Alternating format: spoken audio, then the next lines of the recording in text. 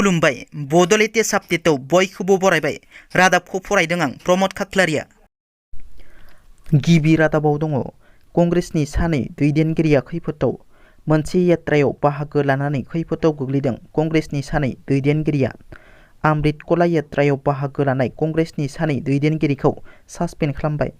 गवालपारा जिल्लानि सिङाव थानाय माटिया ब्लक कंग्रेसनि आफादगिरि आइनुल हक चौधुरी आरो गवालपारा आइजो कंग्रेसनि आफादगिरि आफरुजा बेगमखौ अमृत कला यात्रायाव बाहागो लानायनि थाखाय कंग्रेस दोलोनिफ्राय सासपेन्ड खालामनाय जायो। नेमखान्थि सिफायनायनि थाखाय बारग' एनडिएफबि सुशील नार्जारिखौ आफादनिफ्राय बोख्लायबाय। मैया सनितपुर जिल्ला बारग' एनडिएफबि आफादनि थान्दै मेल खुंफुङो ढेकियाजुलि मुंख्लं नोगोरनि आवथायाव थानाय साहित्य भवन एबा थुनलाइ भवन नब्लाङाव। सनितपुर जिल्ला बारग' एनडिएफबि खौसेथि आफाद एबा इउनाइटेड फराम अफ एक्स-एनडिएफबिआ मोनसे सावरायमेलनि गेजेरजों बिजिरलायनानै सनितपुर जिल्ला इउनाइटेड फराम अफ एक्स-एनडिएफबि आफादनि गेलेमु नेहाथारि सुशील नार्जारिखौ आफादनिफ्राय बोख्लायबाय।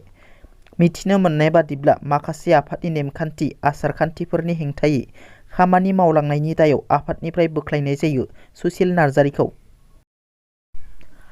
गसाइगाव रेभिनिउ सार्केलनि सानै लाट मण्डलखौ खामानि मावनायनि मुङाव रां घुस लानायनि थाखाय गिबि मन्थ्रिनि स्पेसियेल भिजिलेन्स सेलआ हमदों।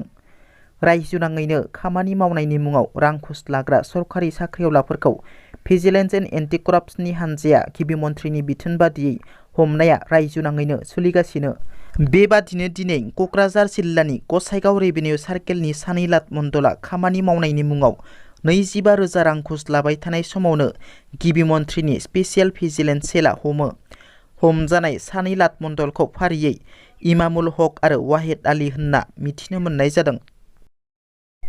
एबसुआ गले गले सोमावसारनायनि उनावबो बिटिआर आरो आसाम सरकारा जेबोखौनो नोजोर होआखै नामा एबसुनि सोमावसारनायखौ? एबसुनि गले गले सोमावसारनाया दिनैसिम फिथाइ थायाखै। भाइस चेन्सेलर प्रफेसर लाइस्राम लाटु सिंहखौ बिबाननिफ्राय बोख्लायाखै दिनैसिमबो। थांनाय 6 अक्ट'बर खालारनिफ्राय जागायजेननाय सोमावसारनाया दिनै 10 अक्ट'बर खालाराव फिन आरोबाव भाइस चेन्सेलर लाइस्राम लाटु सिंहखौ बिबाननिफ्राय बोख्लायनांगौनि दाबिजों बड'लेण्ड मुलुगसोलोंसालिनि लांगोनायाव एबसुनि धरना हाबाफारि। बे धरना हाबाफारियाव मिरु एबसुनि आफादगिरि दिपेन बर' बिथाङाबो बाहागो लानानै बिटिआर सरकारनि सायाव गोख्रों बुंथियो। लाइस्राम लाटु सिंहजों फैबाय थानाय समाव बिटिआर सरकारनि जेसेबां MCLA EM chief deputy chief मन्थ्रि एमएलए दङ बिथांमोना बिथांजों जाहाथे राजहुवा प्रग्रामाव बाहागो लाया होनना दिपेन बर'आ एपिल खालामो।